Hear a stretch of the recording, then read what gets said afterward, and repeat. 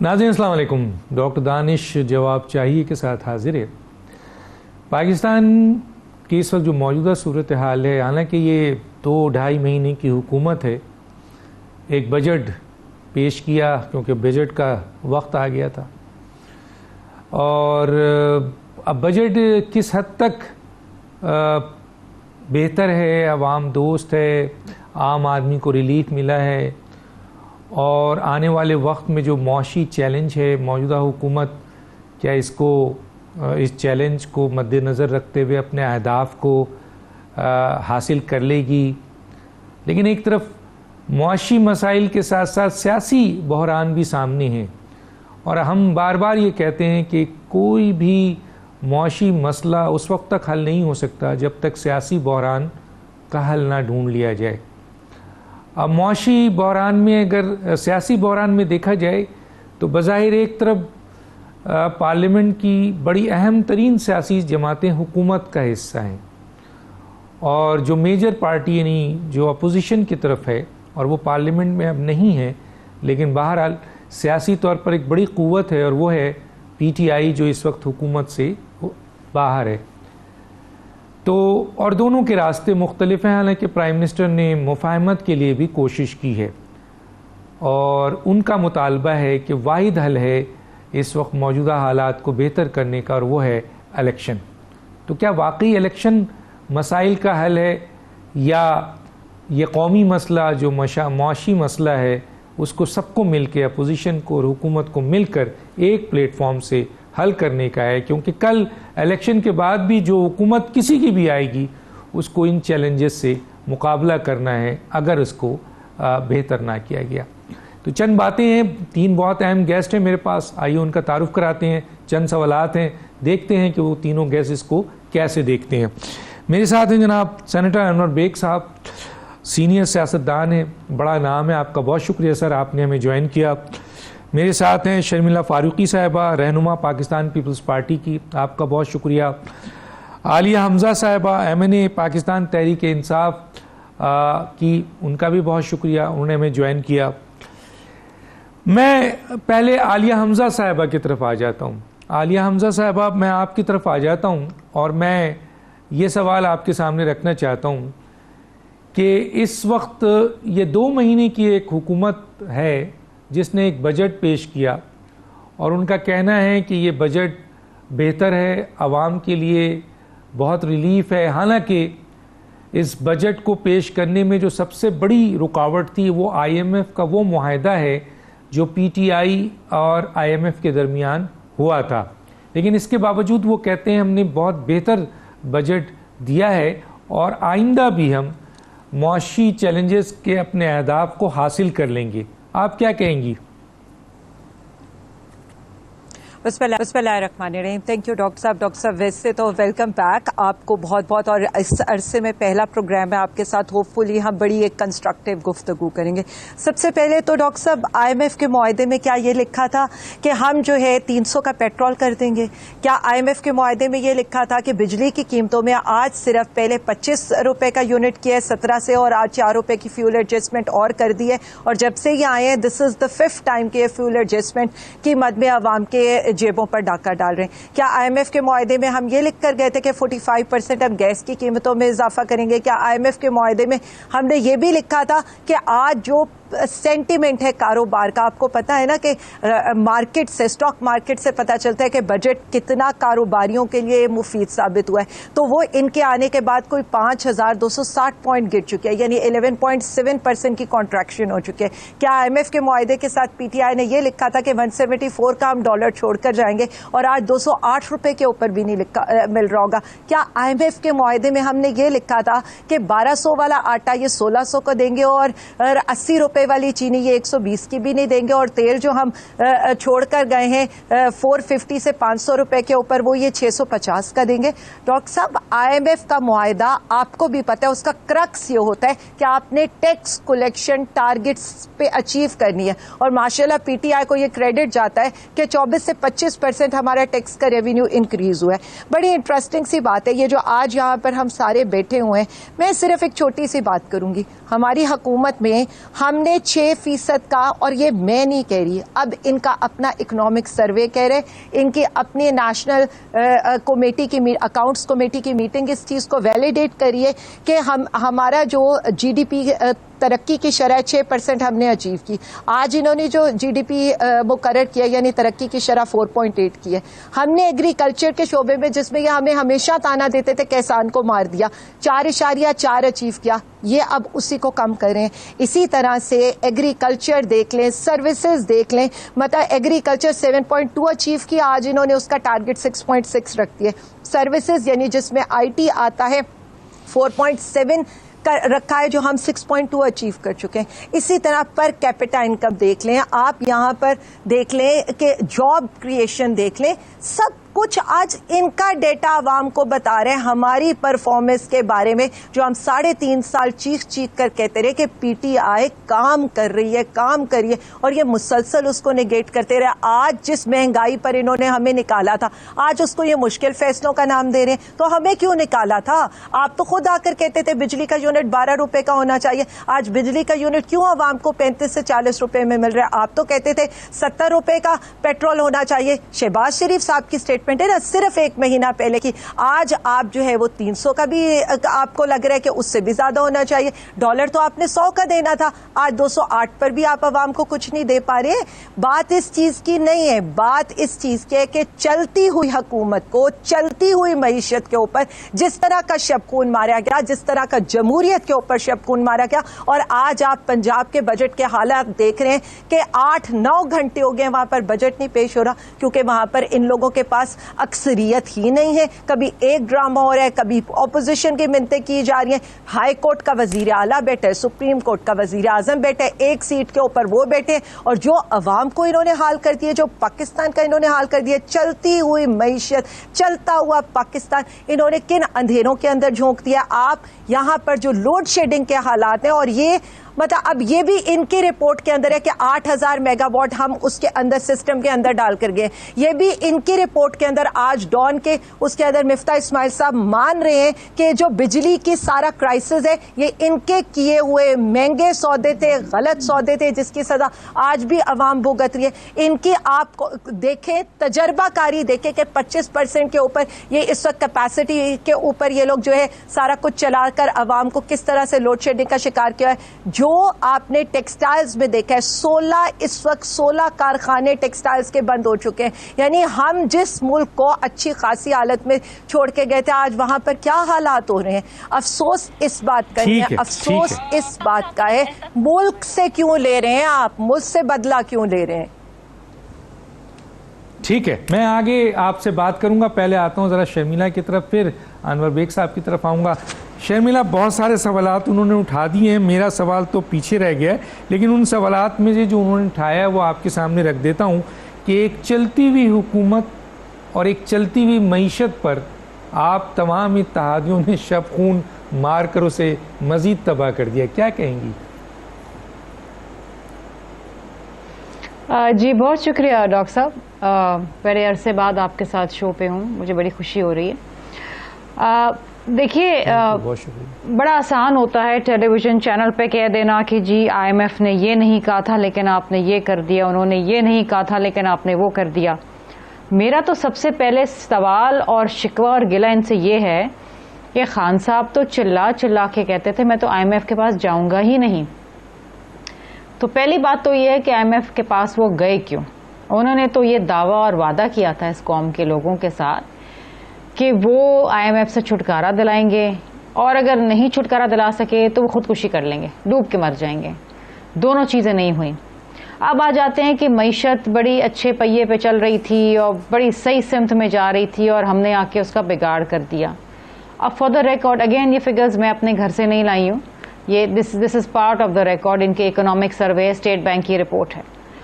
इन्होंने पिछले 3.5 साल के अंदर जो पब्लिक डेट अक्यूमुलेट किया है वो पिछले 71 ईयर्स के अंदर अक्यूमुलेट नहीं हो पाया। पिछले 3.5 साल के अंदर the debt went up from ₹24,953 billion to ₹44,366 billion, which on an average is 78% increase. 78%, जो पाकिस्तान की तारीख में इतनी जल्दी इतना ज़्यादा कर्जा एक्यूमुलेट नहीं हुआ। फिर आ जाइए आप लाइबिलिटीज़ के ऊपर। अगेन लाइबिलिटीज़ की मद में जो इजाफा हुआ है वो 79% हुआ है। सो आप ये देखिए कि ये जो इनके दावे थे, अच्छा अभी इन्होंने बात की कि जी IMF तो उन चीज़ों के ऊपर बात करता है कि जी आपकी टैक्स कलेक्शंस कितनी हुई। मुसलसल तारीख का हिस्सा है ये कि हर साल PTI की हुकूमत ने FBR के टैक्स जो टारगेट्स है उनको अचीव करने में वो बुरी तरीके से फेल हुए। मैं नाकामी नहीं कहूँगी, मैं कहूँगी बुरी तरीके से फेल हुए। और वो क्यों हुए, उसकी वजह भी ये है। अब इकोनॉमिक सर्वे की रिपोर्ट ये कहती है कि पिछले 4 सालों में PTI की हुकूमत ने जो अमीर लोगों को, अमीर तरीन लोग, अब उनमें इनके फाइनेंसर्स होंगे, वो लोग जो इनके जलसे जुलूस फाइनेंस करते हैं या फरागोगी टाइप जो लोग हैं, उनको उन्होंने 52 ट्रिलियन के टैक्स कंसेशंस दिए। 52 ट्रिलियन, मुझे नहीं पता इसमें जीरो कितने आते हैं। सिर्फ 1 साल के अंदर जो टैक्स ब्रेक्स दिए गए थे उनमें 443 बिलियन इंक्रीज हुआ, which is an increase of 34%। तो ये रहा इनका टैक्स टारगेट कलेक्शन का जो दावा ये कर रहे थे। ये तो हर साल तारीख है, तारीख का हिस्सा है कि मुसलसल FBR अपने टारगेट्स अचीव नहीं कर सका। अब मसला ये है कि चलें ये भी सारी चीज़ें एक तरफ छोड़ देते हैं।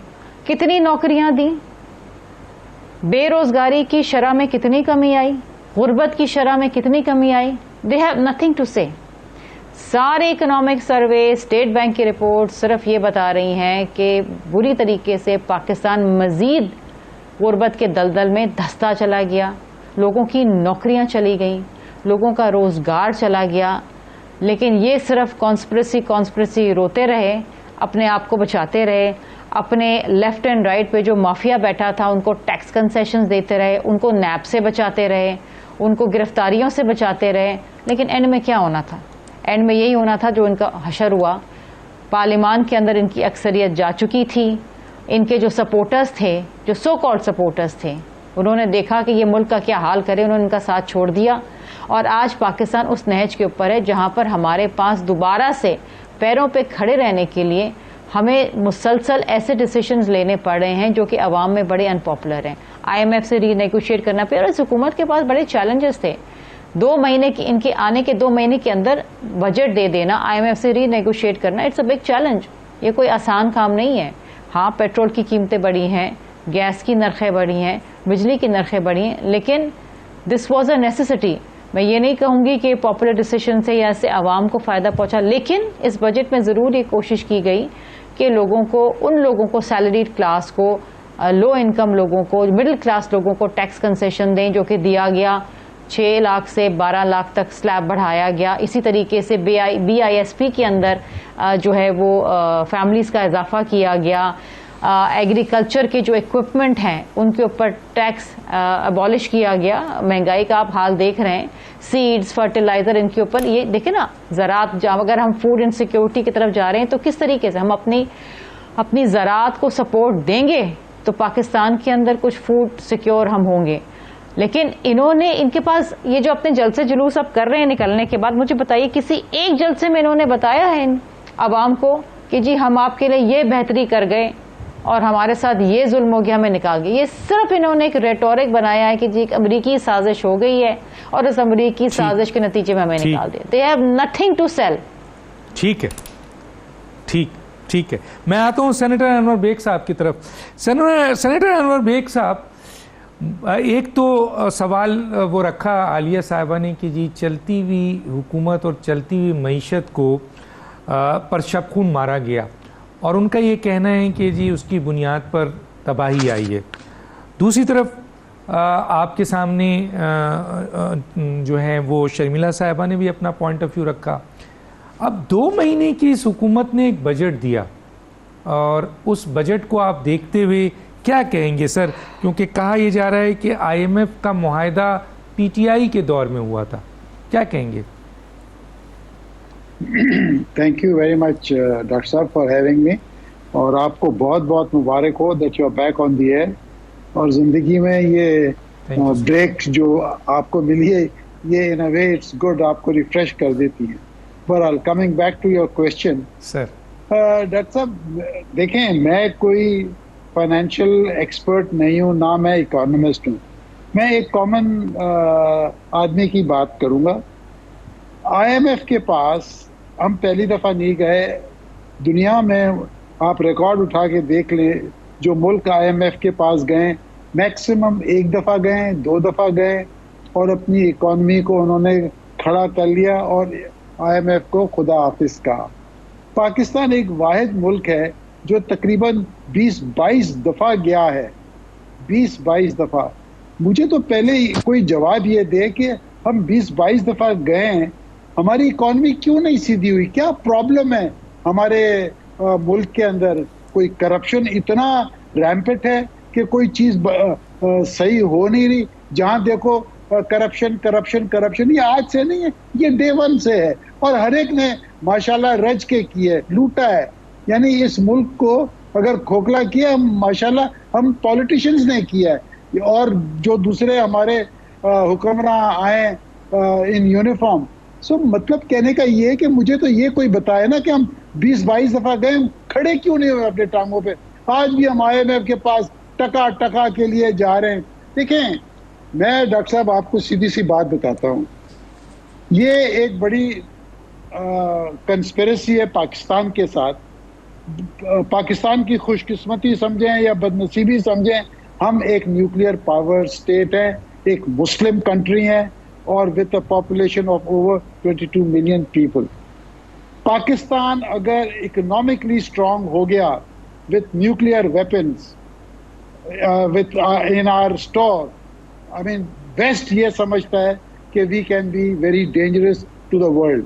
और इसमें इजराइल का बड़ा रोल है जो प्रेशर डाल रहा है वेस्टर्न कंट्रीज पे, जहाँ पे पूरा कंट्रोल आपको भी पता है, सबको पता है कि फाइनेंशियल वर्ल्ड में, पॉलिटिक्स में, यानी वहाँ पे जो यहूदी लॉबीज है बहुत स्ट्रांग है और वो प्रेशर डालती हैं। और उस वजह से हमें कभी आज तक 20-25 साल के अंदर जब से हम न्यूक्लियर पावर स्टेट बने, हमें कभी इकोनॉमिकली उन्होंने हेल्दी रखा नहीं है। उन्होंने हमें हॉस्पिटल का पेशेंट बना दिया। जैसे आजकल हम लोग ICU में हैं, वेंटिलेटर पे हैं, वो ज़रा हमसे खुश होंगे, ICU में डाल देंगे, और खुश होंगे हमें जनरल वार्ड में डालेंगे, मगर हमको हेल्दी करके बाहर सड़कों पे एज हेल्दी नेशन नहीं डालेंगे। वो इसी तरीके से करेंगे, आपको कर्ज देंगे, आपको वेवर्स देंगे। और मैंने ये बात आज से 6 साल पहले कही थी कि ये लोग हमारे न्यूक्लियर वेपन्स पे आएंगे, हमें इतना कर्जा देंगे, कर्जे में इतना डुबो देंगे हमको कि हम उसकी डेट पेमेंट ही नहीं कर सकते होंगे, सर्विसिंग ही नहीं कर सकते होंगे।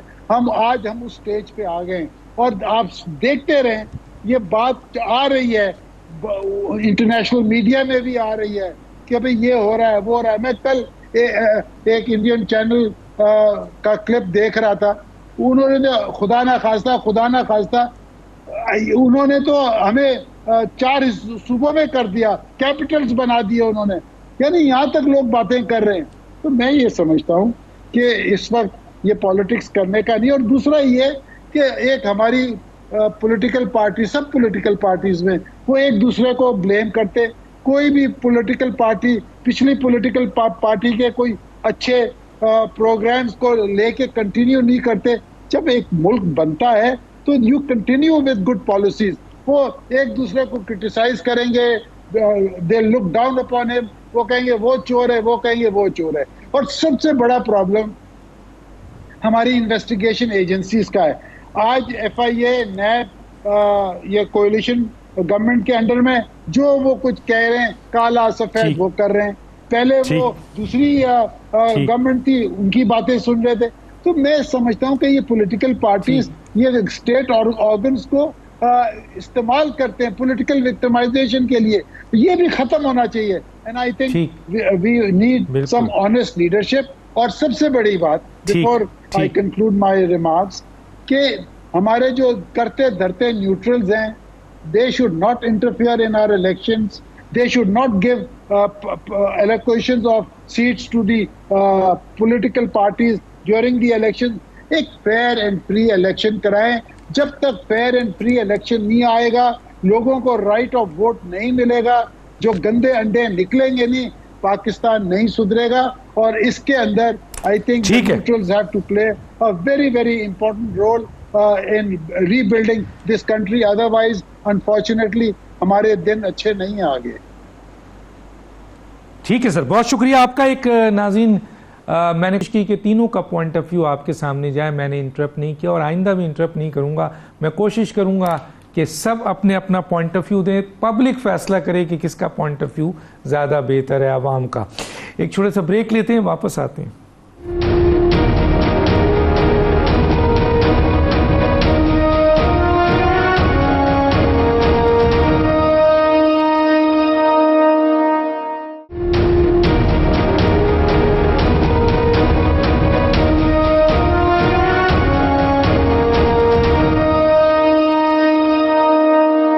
वेलकम बैक जी। आलिया हमजा साहबा, आप कुछ कहना चाहें ज़रूर कहिएगा, लेकिन मैं एक सवाल आप डालना चाहता हूं दूसरे हिस्से में, और वो ये है कि मईशत कौमी मसला है, पाकिस्तान का मसला है।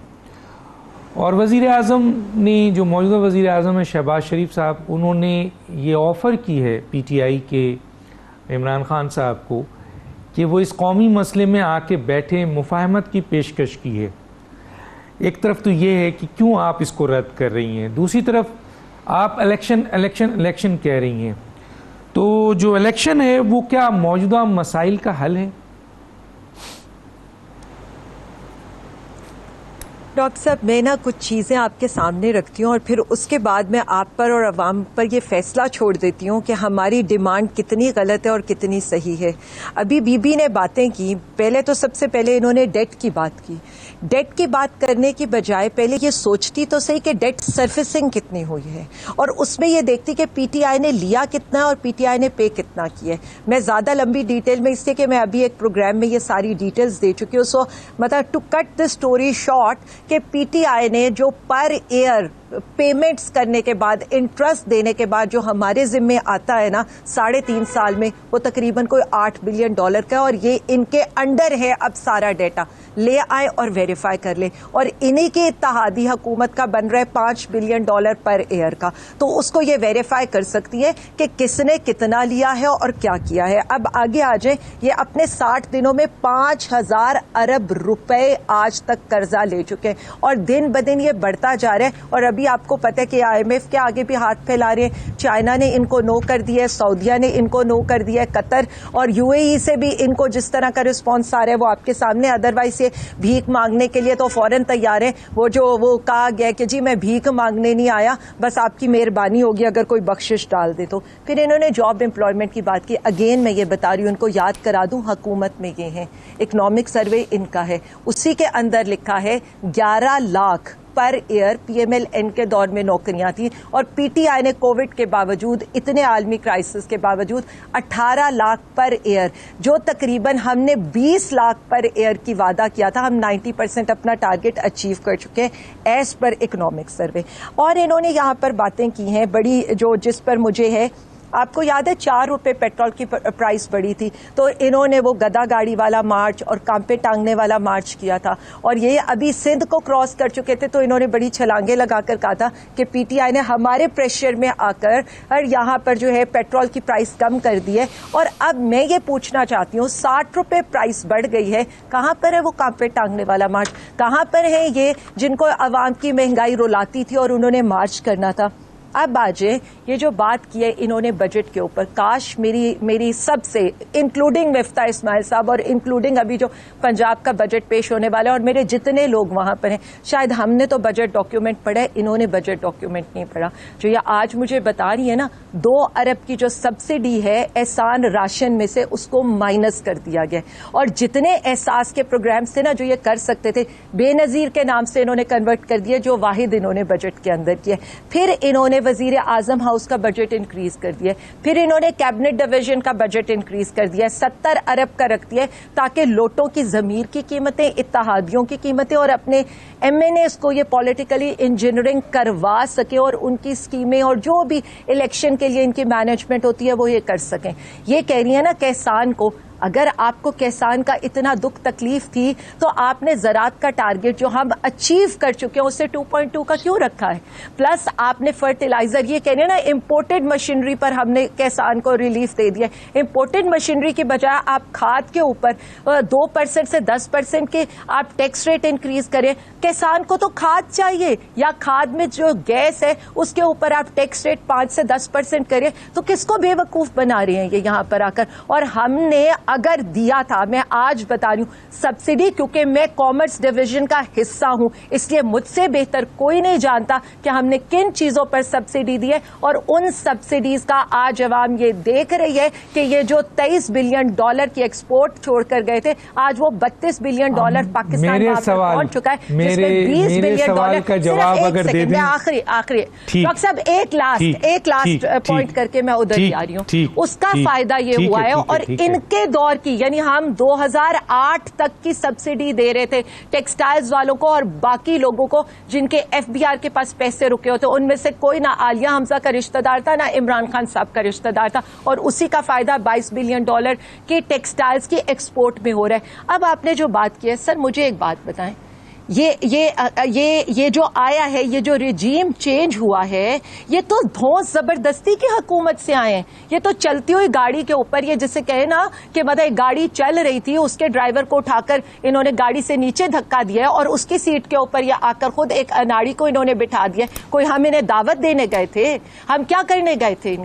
इनको नहीं पता था कि इतने मुश्किल हालात है पाकिस्तान के। और मिसाके किससे करें? उन लोगों से करें जिन्होंने 50 दिन की कारकर्दगी 149 के पेट्रोल को जो 210 और अब 300 पर ले जाने लगे, जो 145 के डीजल को 210 और अब उसको भी 300 के ऊपर ले जाने लगे, जो 380 के घी को 555 पर ले जाने लगे, और कुकिंग ऑयल 400 को 650 पर लेकर जाने लगे, जो खाद 1750 को 2400 पर लेकर जाने लगे, जो 24 घंटे बिजली आती थी अब 10 घंटे भी बिजली नहीं आती, जो हम 14,000 की जिनको इमदाद देते थे आज ये 2,000 की वो भी एहसान करके इमदाद दे रहे हैं। सरकारी खजाना जब हमने वोट ऑफ नो कॉन्फिडेंस पेश हुआ था $20 का था, आज 9 अरब भी नहीं है उसके अंदर, और भीख मांगने वालों को भीख भी कोई नहीं दे रहा। सेहत कार्ड बंद कर दिया, लंगर खाने बंद कर दिए, पनाहगाहें बंद कर दी, होम लोन बंद कर दिया, एहसास प्रोग्राम बंद कर दिया। हम सारा कुछ तो दे रहे थे, फिर क्यों निकाला था? जो आज हमसे कह रहे हैं कि मैं साके मईशत करें। मईशत पे ड्रोन अटैक आपने किया, सुसाइड बम आपने गिराया, चलती हुई मईशत को खराब आपने किया। 75 साल में 35 साल लूट कर आप ले गए। आज आप कह रहे हैं कि ठीक हुकूमत को अपनी मर्जी से आए हैं आप धोस से आए हैं, आप करें ना, लोगों को पता चले कितने तजर्बाकार है। सर ठीक है, ठीक है। अब आप ये देख लें, ये TTP वालों से मुफाहमत करें और हम पर दहशतगर्दी के पर्चे कटवा रहे हैं, हम पर दहशतगर्दी के पर्चे कटवा रहे हैं। ये मुफाहमत की बात करते हैं, छोड़े सर, इनके कोनो फेल में तजाद है। ठीक है शर्मिला फारूकी साहबा, मैं कोई सवाल नहीं कर रहा, बहुत सारे सवालात आलिया हमजा साहबा ने उठा दिया, आप क्या कहेंगी? देखिए डॉक्टर साहब, बड़ी आसान सी बात है और बड़ी सिंपल सी बात है अगर कोई समझना चाहे। मसला PTI के लोगों के साथ ये है कि वो ना कुछ समझते हैं ना कुछ समझना चाहते हैं, और वही समझते हैं कि अवाम बड़ी बेवकूफ़ है, उनको कोई समझ बूझ है नहीं। मैंने जो सवाल पहले उठाए थे और मैंने ये कहा था कि अगर ये बता दें कि अपने दौर के अंदर इन्होंने ऐसे कौन से कारनामे अंजाम दिए हैं जो ये अपने जलसे जुलूसों में लोगों को बताते हैं और फिर कहते हैं कि जी देखिए हमने आपके साथ ये किया, इतनी नौकरियां दी, इतनी गुर्बत की शरह में कमी करी, इतने घर बना के दिए, इतनी चीनी सस्ती करी, और फिर भी इन्होंने हमें निकाल दिया। ये इनके पास इसका कोई जवाब नहीं। आप इनसे कोई भी सवाल पूछेंगे ना इनकी कारकर्दगी के बारे में, ये चले जाएंगे माजी में कि पीपल्स पार्टी चोर है, PMLN चोर है, और अभी ये है वो है। सारे फरिश्ते हैं इनकी पार्टी में, लेकिन इनको छोड़ के सारे समझते हैं कि डाकू और लुटेरे हैं।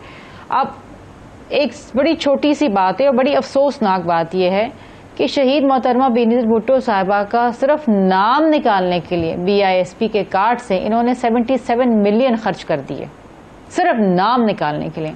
अब वो नाम तो नहीं निकाल सके, ना लोगों के दिलों से, ना पाकिस्तान के लोगों के दिलों से, वो तो अमर है, लेकिन सिर्फ वो नाम निकालने के लिए इतनी इनसिक्योरिटी थी कि इतना पैसा उन्होंने ज़ाया कर दिया। ये पैसे में न जाने कितनी फैमिलीज को और ये BISP के नेट के अंदर ले आ सकते थे।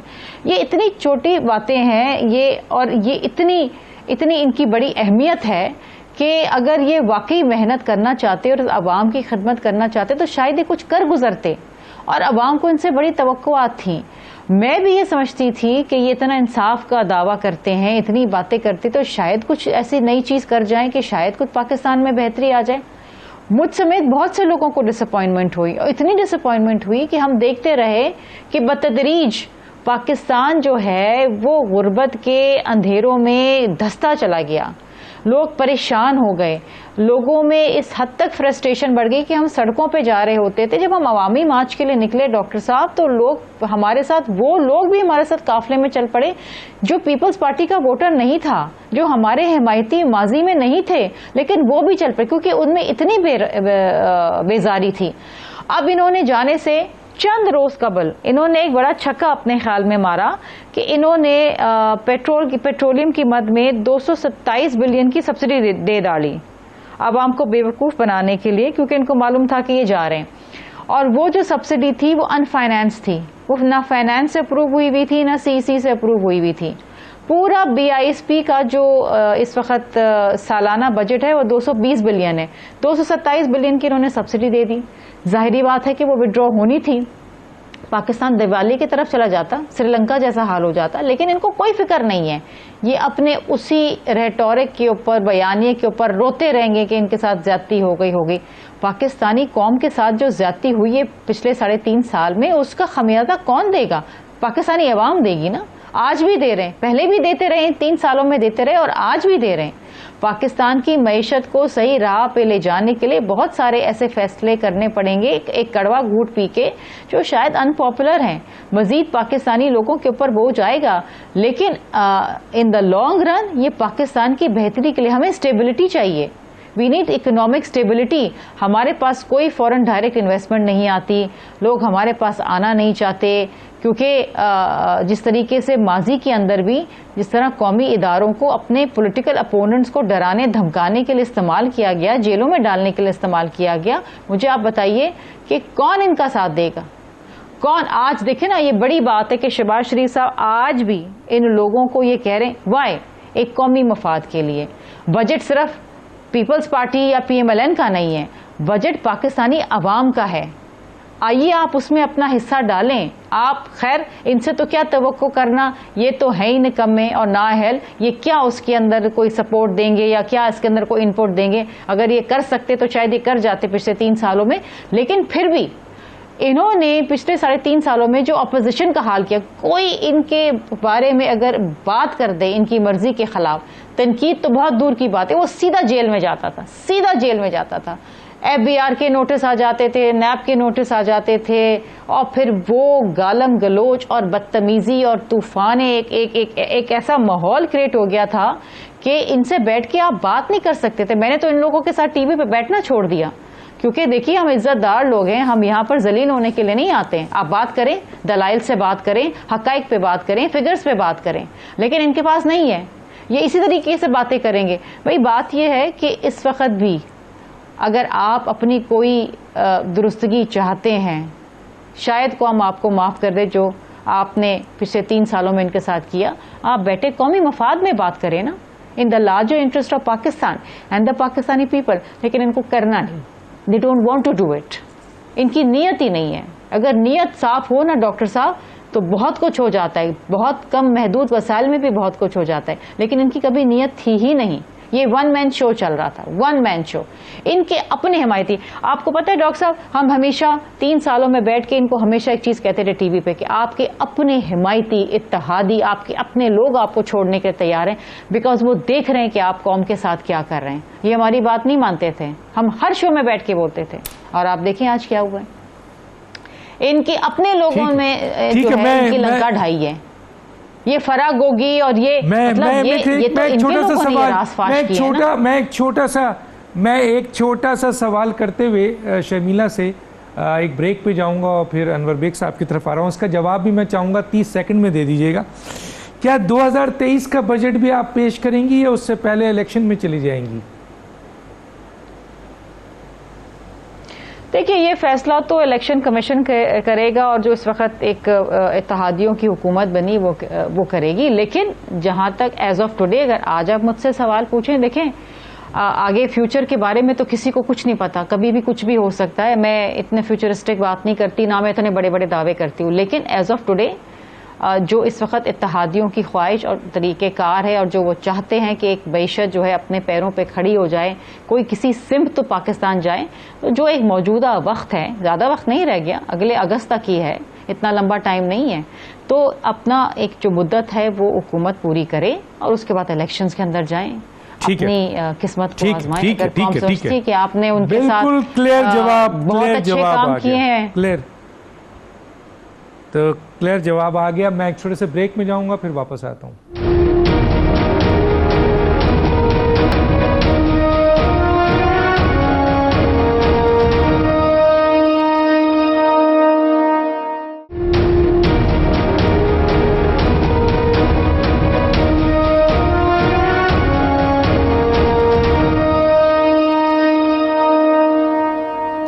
वेलकम बैक जी। अनवर बेग साहब, मईशत अपने डायरेक्शंस पे आ जाए या मजबूत हो जाए, यह हर पाकिस्तानी का मसला है, कौमी मसला है। और जाहिर है मईशत जो है वो इस्तेहकाम उसी वक्त मुमकिन है जब सियासी बहरान या सियासी अदम इस्तेहकाम ख़त्म हो। अब बज़ाहिर तो हमें नहीं नज़र आ रहा है कि जी सियासी अदम इस्तेहकाम ख़त्म होगा, क्योंकि मईशत की इस इस्तेहकाम के लिए ये अहम तरीन सियासी जमातें एक जगह बैठने को तैयार नहीं है, आपने सुना। दूसरा ये है कि इलेक्शन मसाइल का हल है, क्योंकि इलेक्शन के बाद तो यही सियासी जमातें आएंगी, या तो पीटीआई आ जाएगी या पीडीएम आ जाएगी। तो क्या सबसे अव्वलीन मसला इलेक्शन है या मौशी इस्तेहकाम है? क्या कहेंगे सर? देखें डॉक्टर साहब, मैं आपको एक चीज़ बता दूं, हमारी दो एक्सपोर्ट्स हैं, एक कमोडिटी एक्सपोर्ट है और एक हमारी ह्यूमन रिसोर्स है। कमोडिटी एक्सपोर्ट्स आपको 30 बिलियन के करीब देती है। ह्यूमन रिसोर्स की जो आपकी होम रेमिटेंसेज हैं वो 25 बिलियन के करीब है। देखें, जहाँ तक हमारी बिजनेस कम्युनिटी और इंडस्ट्री का तल्लक है, उनको दो चीज़ें चाहिए, बिजली, गैस और पानी। मैं ये समझता हूँ कि कोई भी गवर्नमेंट इन पावर हो, पीटीआई हो, पीएमएलएन हो, पीपल्स पार्टी हो, अगर ये एक ऐसा फार्मूला बना ले कि जी इंडस्ट्री को हमने कंसेशनल रेट से ये सब चीज़ें देनी है, उसकी वजह है they are competing with other countries like India, Bangladesh, Nepal, Vietnam, Thailand, Philippine, वो भी वही चीज़ें एक्सपोर्ट, चाइना। तो हम आप उनके साथ कैसे कम्पीट करेंगे जब बिजली के, गैस के और पानी के प्राइसेस इतने हों कि वो कर ही ना सकें। ये तो फिर भी जितने भी बिलियन आप एक्सपोर्ट कर रहे हैं, ये बिजनेसमैन को दाद दें। तो सबसे पहले तो आपको ये करना चाहिए कि भाई इंडस्ट्री को आप फैसिलिटेट करें और उनको ये सस्ते कंसेशनल रेट के ऊपर आप दें कि वो अपने एक्सपोर्ट बढ़ाएं, नंबर 1। नंबर 2, ह्यूमन रिसोर्स पे आ जाएं। ह्यूमन रिसोर्स में आपका जो होम रेमिटेंसेज हैं वो ज़्यादातर I would say 70% comes from the GCC country, और वो जीसीसी कंट्री में दो कंट्रीज हैं, एक सऊदी अरेबिया जो सबसे ज़्यादा होम रेमिटेंस आती है, फॉलोड बाय यूएई।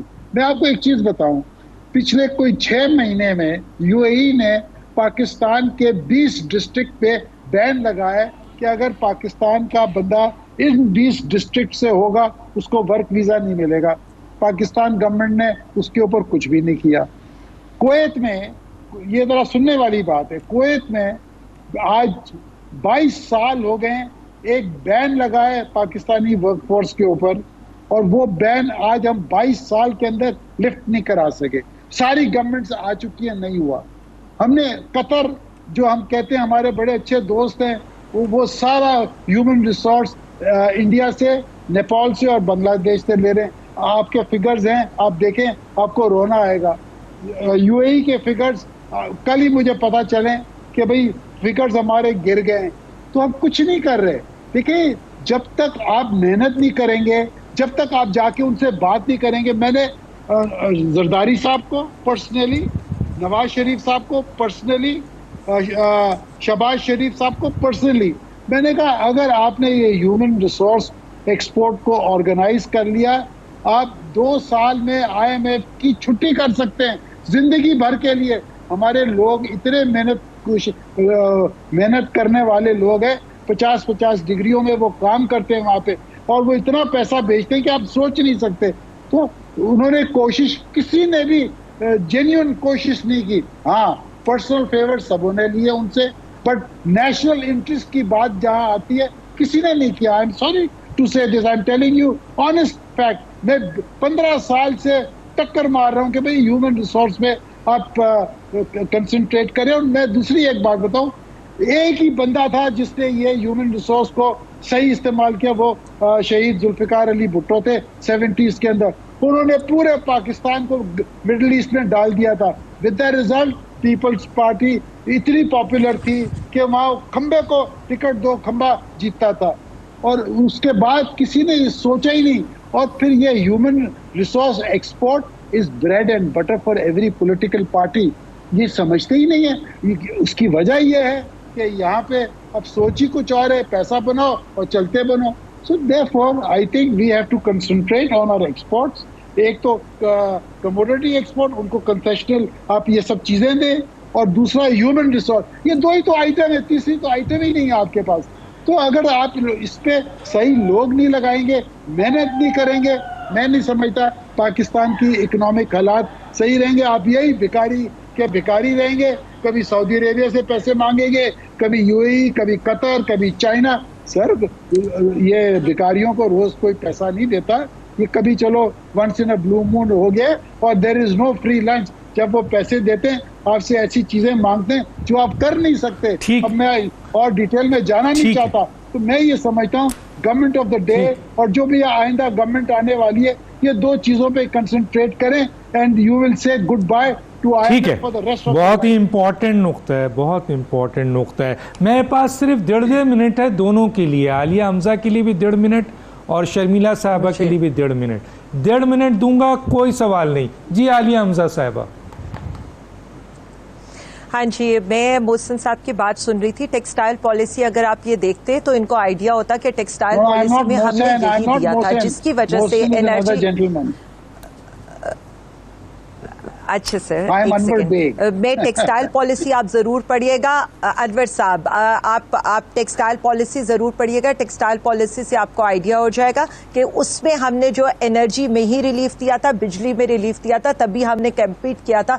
बांग्लादेश और इंडिया के सारे ऑर्डर्स यहाँ पर शिफ्ट हुए थे। ओवरसीज की आपने बात की है, मैं बिल्कुल मानती हूँ, लेकिन ये भी जरूर देखना था कि 19 बिलियन मिलता था रिमिटेंसेस का जब हमें हुकूमत मिली थी। आज इस वक्त वो $32 बिलियन के ऊपर है, but we are getting. Roshan digital Pakistan $3 billion पर छोड़ के गए थे, और पिछले 2 महीने के अंदर रोशन डिजिटल पाकिस्तान में डॉलर्स की रफ्तार आना कम हो गई है।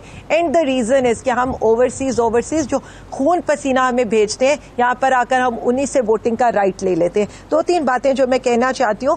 पावर्टी की इन्होंने बात की, और इन्होंने बड़ी जी ये किया कि जी गुर्बत बढ़ गई। तो मैं ये कहती हूँ हमारी रिपोर्ट्स नहीं होती ये, जरा अगर ग्लोबल हंगर इंडेक्स की पढ़ थी तो इन्हें पता लग जाता कि पीटीआई के दौर में गुर्बत भी कम हुई थी। फिर उसके बाद एक लास्ट बात करके, एक लास्ट पॉलिटिकल पर मैं बात करना चाहती हूँ। आपने कहा था टीटीपी के साथ ये मुज़ाकरात करें, हम पे दहशतगर्दी के पर्चे कटवा रहे हैं। हाई कोर्ट का वजीर आला आकर के टाइम नहीं है, क्योंकि फिर बुरी बात हो जाएगी। शर्मिला, आपके पास 1.5 मिनट है। शर्मिला, शर्मिला आपके पास 1.5 मिनट। शर्मिला, डॉक्टर साहब, मैं सिर्फ ये कहना चाहूंगी कि देखिए, ये जो अभी क्लेम कर रही है, देखिए डॉक्टर साहब, ये जो अभी क्लेम कर रही है ना कि इनके दौर में रेमिटेंसेस बढ़ गई, तो इस वजह से नहीं बढ़ी रेमिटेंसेस इनके दौर में कि लोगों को इनसे मोहब्बत थी या इनके दौर के अंदर लोग चाहते थे कि पाकिस्तान में ज़्यादा से ज़्यादा पैसा दें। रेमिटेंसेस इसलिए बढ़ी क्योंकि पूरी दुनिया में कोविड आ गया था और लोगों की नौकरियां जा रही थी, लोग अपने असासे बेच के वापस पाकिस्तान आ रहे थे, इसलिए रेमिटेंसेस बढ़ गई थी। अब रेमिटेंसेस इसलिए कम हो गई हैं क्योंकि दुनिया में अब बहाली हो गई है, कोविड का खत्म, बेहतर हालात है और जाहिरी बात है लोग वापस बाहर जा रहे हैं नौकरियों की तलाश में, and so on and so fourth. लेकिन ऑल सेड एंड डन, जो मैंने पहले भी बात की थी और मैं दोबारा दोहराना चाहूंगी कि देखिए, ये कोई एक दूसरे से जंग नहीं है, हमारी पर्सनल जंग नहीं है, ये जंग है पाकिस्तान की मईशत को बचाने के लिए। इसमें हमें एक दूसरे का साथ देना चाहिए। आपको याद होगा सदर आसिफ अली ज़रदारी चलना चाहिए, वक्त खत्म हुआ चाहता है। डॉक्टर दानिश को इजाज़त, अल्लाह हाफिज।